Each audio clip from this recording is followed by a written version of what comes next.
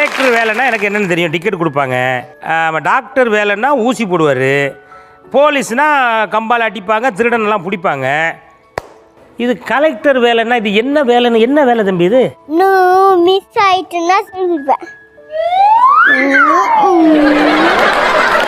வெக்கப்படுற collector எங்கேயா பார்த்துருக்கீங்களா? ஏன் வெக்கப்படுற நீ? இப்போ அதெல்லாம் சரிப்பட்டு வராது. அதெல்லாம் சரிப்பட்டு வராதா?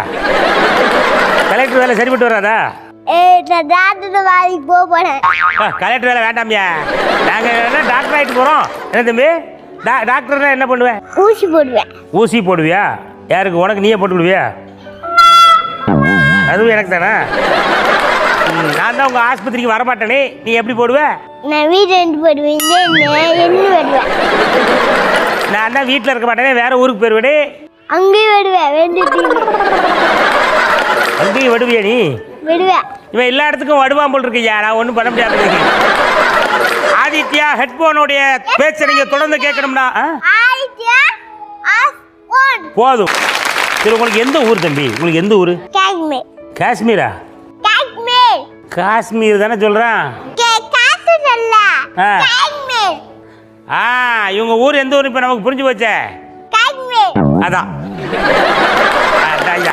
இல்லை, உங்கள் அப்பாட்ட கேளு, எந்த ஊருன்னு கேளு.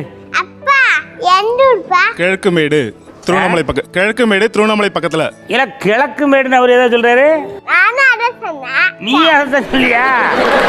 திருவண்ணாமலையில வந்து கிரிவலம்னு சொல்லுவாங்க, தெரியுமா? சொல்ல மாட்டாங்களே. சொல்ல மாட்டாங்களா? டெய்லி போயிட்டா, சொல்லவே இல்லை. இவன் டெய்லி திருவண்ணாமலை கோயில்கிட்ட போயிருக்காங்க. ஹாப்பி பர்த்டேக்கே போயில. ஹாப்பி பர்த்டேக்கு வேற தனியா ஸ்பெஷலா போயிருக்கான். பாட்டு இல்ல, இன்னொரு கால பாட்டு வருது எங்க கால. ஆமா, அதாவது அப்படிதான். சரி, வா முதல்ல வா. கடுப்பாவை கட்ட பீன் நீர்க்க காய் கவா எட்டு